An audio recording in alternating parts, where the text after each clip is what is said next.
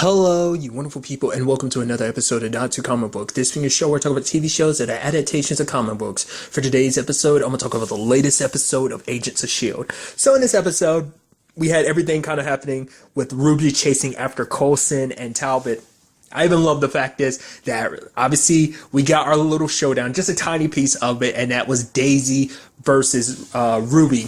And the fight did not go down the way Ruby got some stuff in, but like obviously she was completely outclassed by Daisy, and Daisy kind of won that single-handedly. It's kind of interesting because even like later on, you know, you have Hill being like, "Oh, don't worry, next time you'll beat her without any sweat." So I guess because Daisy has the unfair advantage. Well, because the fact of the matter is, not only is Daisy a good fighter, she also has her inhuman abilities as well. But I guess either she was referencing neutralizing them in some shape or form, which interestingly enough, like if you had come after Daisy sooner, you actually would have been able to get her without her abilities. So it goes back to that thing of like, well, was it the right thing for Fitz to give her powers back? It's like ultimately it helped getting her powers back because it probably would have helped drastically in that fight against Ruby. So, and then they might need her powers in the future if potentially Ruby goes through that into that machine to kind of get combined with the gravitonium. So there's that. But I'm thinking she was more so referencing probably Ruby being like, oh, Ruby being souped up the next time she fights against Daisy even. But like I said, I feel like even with that, like if she becomes part with the gravitonium, like maybe the fact is Hell doesn't know that Daisy can like manipulate gravitonium. So it's like if like Ruby becomes like mixed with the gravitonium, couldn't like theoretically couldn't like Daisy just rip her apart or just like legitimately end up killing her, couldn't she? I mean, Daisy wouldn't aim to do that, but I feel like, I mean, she might not have much of a choice in it. But nevertheless, that's where my mindset is. Interestingly enough, Deacon ended up getting shot. It ended up leading to him and her, like Daisy having this back and forth. He's like, "I'm just trying to help, trying to give you backup. You know, I was trying to make sure that her weapon was away from her. You know, like a good agent. It's like you're not an agent. Well, stop ordering me around like one." Just this back and forth, and then obviously it stopped when he started coughing up blood. But later on, when Mac and Piper were patching him up, and he was on like morphine or whatever, he's just like, "Thanks, guys." And it's like, "Oh, Daisy, she's so pretty. I want to put like my mouth on her, but I want her to do it. You know, she wants to too because that would make it cool." And it's like, Mac, do we do a handshake or something? He's like, "Oh, Daisy, she saved my life. She's so smart." It's like, yeah, that was his main reason for coming back. He's giving all these excuses, but it's because he really likes you, which is weird considering like they're not on the best terms. Wasn't Daisy and Lincoln not necessarily on the best terms? Yet, I mean, to be fair, like Daisy hasn't had the best track record when it came to significant others. Lincoln was a good example. I mean, even Lincoln had his issues, but obviously the whole Grant Ward situation, it's kind of So we'll call the Lincoln situation a success. Obviously, it kind of broke her when he ended up sacrificing himself. So there's that. But then, like, I don't know, like, the bad blood between her and Deacon, she doesn't realize that, like, I mean, they do say opposites attract, so I don't know, that's just kind of interesting to me. And even when Daisy kind of came into the room later on, Piper was about to say something, Mac was like, I wouldn't bother. So that was kind of neat. We do have Coulson coming back. The fact of the matter is, May shoots him out. It's like, you are being an idiot. You're being so reckless. You're saying like that you aren't trying to rush to your death, but obviously you are. But for Coulson, he's trying to be pragmatic about it while also at the same time, like, this whole situation is stressing him out a lot more. Like, he wants to do something. He wants to do something good with his life because he knows he doesn't have that much time left. And so he wants to do something with it. And the fact of the matter is, but the sad thing is, he is putting a lot of pressure on Daisy because if you had more time to lead up to it, because the fact of the matter is you're kind of like, Daisy, I'm dying, and soon this job is going to be yours. It's like, yes, you've been training her for it, but it's all a little too sudden. Like I said, you are like a father to her, dude. And it's like, for her too, it's like when you went missing, what did she do? She was so focused on that she couldn't do anything else besides leave because her mindset was all focused on, no, we need to get Coulson back. That's all that matters. So doing what he did kind of it kind of contradicts what he wanted. He wanted Daisy to step up to make the hard choices, but it's like in her current state, like, given some time, yeah, but like where she is right now, she is not ready to leave without Coulson by her side, so. And then May kind of shuts him down by being like, the fact of the matter is, it isn't just about you using your life however you want to. Your life is important to all the people that love and care about you. So it's up to them whether or not, because it's like you're not even trying to fight back. You've accepted it. That's the problem. And you have May being like, we love you. I love you. And then Coulson stops. She's like, yeah, I thought that shut you up. And it just kind of like, oh, kind of an interesting moment for that to come out. It's like, oh, but like you get where Coulson's coming from, but at the same time, it is a situation of, maybe if he had been a little more honest from the beginning about what was happening to him, then maybe things kind of wouldn't be where they are right now. Obviously, at the same time, we had the whole situation with Yo-Yo and Fitz and Simmons, and I love that conversation. Like, Yo-Yo destroyed that lock, and it's like, oh, man, maybe you getting your arms cut off was the best thing that happened. And then you have Yo-Yo looking at Fitz, and Fitz is like, oh, what? I mean, I didn't mean that. I mean, obviously, that's not the, it's like, you're so stupid for saying that. I mean, yes, that's the awesome thing about having these arms, but I'm sure Coulson in an instant, which sadly for Coulson, he still hasn't got any of his souped up arms, because those were taken away from him because of the whole, like, oh yeah, the S.h.i.e.L.D. is wanted situation. So he's still got his regular, like, prosthetic arm, so he can't do anything fancy with it. But still, I'm sure even Coulson will be like, yeah, I'd love to get my regular hand back. So yeah, or arm back. So forearm to hand. You get what I'm trying to say. Interestingly enough, it was kind of interesting finding out about Yo-Yo's situation too. With her ability, she actually can't use her abilities with her arms because her arms weren't constructed to kind of compensate with her ability. So it kind of just makes her drop in severe pain. We also ended up finding out that I thought that's what Yo-Yo still hadn't told anyone yet. But I was like, oh, maybe she did. It's like, no, she still hasn't told everyone the truth about, like, the one thing future Yo-Yo did tell her about. And that was the whole Coulson dying situation. We have to let him die because saving him is what which is interesting because you had that conversation while you also had the whole situation with May being like, no, like, her and Daisy wanting to try so hard to save Coulson. I mean, the question then becomes like, well, what is it that makes so bad? Like, did they try to put him in a gravitonium? Is that what ended up happening? It's like to make sure that he actually survived. Do they end up combining him with a gravitonium instead? I don't know. That might be what ultimately happens.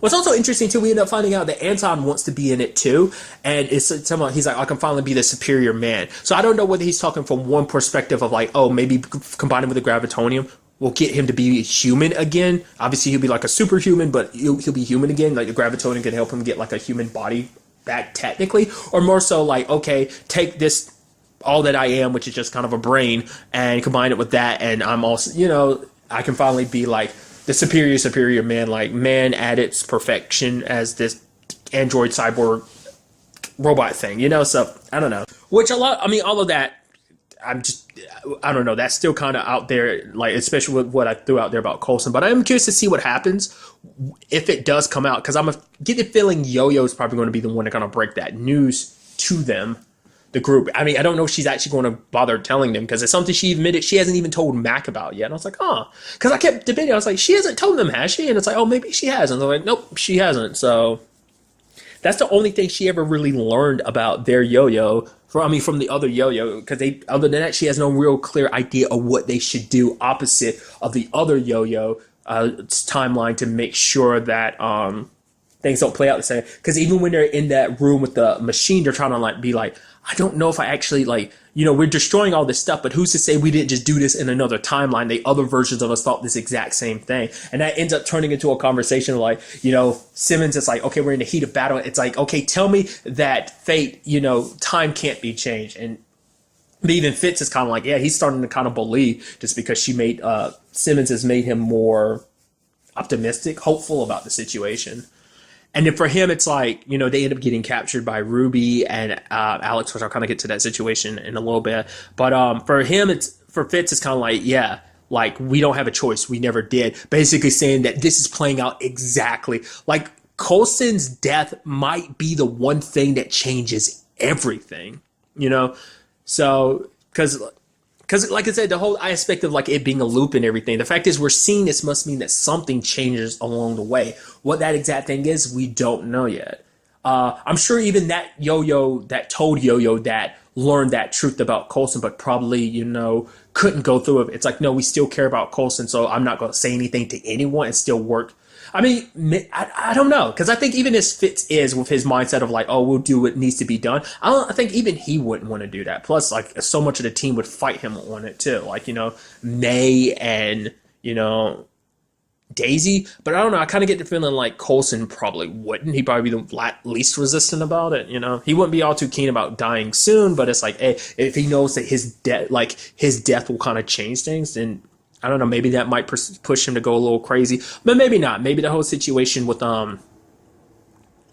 conversation with May kind of pulled him back from it. So I don't know. Now going back to it, we had the whole situation with Hell, Ruby, and Alex. He ends up going to Ruby because Ruby ends up, in a room, and he brings up something I've been kind of thinking myself. It's like, your mom's not actually powerful. She doesn't have any ability. She's not special. You're the one that's well trained. It's like, why do you listen to her? Why do you let her push you around? Because no matter what the situation is, like, even if she's trying to be the perfect weapon, perfect soldier, whatever the case may be the world destroyer, it doesn't change the fact that that's still her mom. But it is interesting. She brought up points. It's like, you never had a choice and you're not giving me one. Everything I've done throughout my entire life, I'm just trying to be like you. I just want to please you, but I'm such a disappointment to you. And I was like, you're faking it. Because immediately I was like, you're about to kill your mom, aren't you? Especially when she said the words, you're my weakness and so on, and I'm yours. I thought at that moment she was going to kill her mom. She just took her down. So that's good, because the whole thing about removing your weaknesses, typically with Hydra, you kill what makes you weak. So in Ruby's case, I was really expecting her to be like, oh, you're my weakness, so I'm going to kill you. Like, I thought that's where that was headed. I was like, no, she just locked her mama. It's like, don't worry, mom, I'll make you proud. Because no matter what, that's still her mom. So she's not completely devoid of feeling. She isn't completely detached. She still cares. So that speaks volumes. Like I said, none of them have any idea what's going on with the gravitonium. Like, the only one that has an idea is Creel, because he touched it. That gravitonium is alive, either because that dude that was in it, or just, maybe his consciousness has taken over the gravitonium and he's been eating people, absorbing their powers, and just getting stronger and stronger. At the moment, whoever fuses with that, which, like I said earlier, might potentially be Coulson. Like, I think at the very least that's going to go three ways: either Coulson, Daisy, or Ruby. I was kind of leaning more so to Ruby. I don't think it's actually Daisy. I think Daisy kind of gets blamed for the Earth being split, but I don't think she's the one that actually got put in the machine. Like, maybe it ends up kind of, I don't know, maybe something happens and Daisy ends up like going through the process as well, so her and Ruby end up clashing. Or it's, maybe Daisy ends up having to be the one to end up putting Coulson down, because Coulson fuses with the gravitonium and turns into a monster. Potentially a route as well. Ultimately, we kind of have to wait to see with all of that. So many secrets still amongst the team now, because there's what Yo-Yo knows, and there's also the fact is that Deacon is actually Simmons and Fitz's grandchild. And I'm also curious, because Yo-Yo got away, so I'm curious, like, if she'll get back to the base, and that turned into a whole situation, because you have Matt being like, he's worried about Yo-Yo, but then he's kind of angry at her. It's because Yo-Yo's got that mentality that things kind of fell apart the way they did. She can't really use her powers while her arms are like this. So that, I mean, I'm like, legitimately, would she be better off if she just didn't use those arms? Would she be able to just like actually use her powers? I mean, I guess it'd still be hard to kind of really handle things without her arm. I don't know. That's just kind of me thinking out loud about the whole thing. So, and then there's the whole Talbot situation, which was crazy. It seems like he's kind of under control because it seems like they're basically forcing, because Hela did bring up the fact is that she had a contingency plan. I'm sure her contingency plan did include the fact is that knowing things would kind of play out the way they are. I mean, things are still kind of going the way she wants. She wants Ruby to get the stuff, the gravitonium, infused with it anyway. But now it's just kind of like, well, Ruby's kind of off on her own. They have Fitz and Simmons, so they're going to try and get that fixed. But secretly, I guess he got brainwashed during that whole process of when Hell broke him. His wife is being forced to kind of say some commands that are basically going to put him under her control. So I'm curious, like, what does that mean? I guess he's going to get Daisy and bring her, because obviously she still wants it to be Ruby. But now I'm thinking at this point in time, she's still kind of in the process of thinking like Ruby really isn't ready. Still wanted Creel to kind of test it more, because he's the only one that really knows what it can really do to a human. And, because she actually cares about her daughter, even though she's a bit manipulative, which is just kind of that Hydra side of things. She still wants to kind of make sure it's safe before she pushes her daughter onto this grand destiny. I think it is kind of like a vicarious situation in the sense of like, oh, she's living through the glory of, it's like, oh, my glory is the fact is that I gave birth to the girl that will eventually become the world destroyer, you know. So and so it kind of like Ruby's success is ultimately hers. It turns into that type of thing. Kind of how Whitehall spun it for you. It's like, oh, you have greatness because your daughter, you know, that whole thing. So ultimately we have to wait and see what happens with Talbot. It's kind of sad. The fact is, I was like, because I was nervous at first. I was like, Daisy, make sure you stay in that room. Please don't leave. Okay, you didn't. Because I was looking like, oh man, he's going to pretend like he's talking to his wife, but he's actually talking to Hale. It's like, oh, he's under control. It's like, oh, he's not. He's really talking to us. It's like, oh, never mind. I was right, just not 100%, but I was kind of right. So that was kind of interesting. Ultimately, we will have to wait to see what goes down in the next episode to see where all these developments take us. I'm curious to see, like, will Ruby's mind change at all once she, like, even if, like, Simmons and Fitz kind of tell her, like, no, Coulson wasn't lying, that's really going to happen. Like, is that still going to change her mind or not? Because I think her and Hale are still under the impression, like, oh, they're full of crap or whatever, but it's like, I mean, even Talbot's kind of like, oh, really? That's what you've been through? Oh, okay. You know, so they'll probably think us, oh, you're just trying to manipulate us. And or maybe in the long run, like, Ruby won't care. It's like, oh, if I end up being the world destroyer, then that's all that matters. This is what I was born to be, so I don't care if I end up actually destroying the world. That just means that I'm lived. I was the best. I did this amazing thing no matter what the consequences are, type of thing. Because Ruby seems like she kind of has that mentality, that personality, just because she doesn't care. She just wants to win. She wants to be the best. She wants to be, you know, she's lived her and trained her entire life for this purpose. So I'm gonna get there no matter what the cost may be. So, which is just kind of interesting to me that Alex is willing to go along. But for him, it's like Ruby's the only one that kind of keeps things true to him. She's the only one that kind of told him the truth from the very beginning. And also, I guess, because he's fine with the world kind of burning, both Hydra and S.h.i.e.L.D. Does Ruby know everything that's going on? The real reason why her mom wants her to have, like, the gravitonium? Does even Alex? I guess.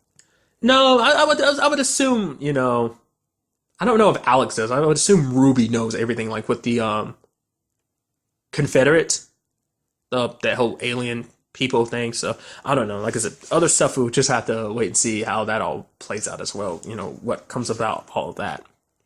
But really, that's all I want to talk about in this episode. Till the next time we meet, be happy, be safe, live life to the fullest, and enjoy it. Good day and goodbye.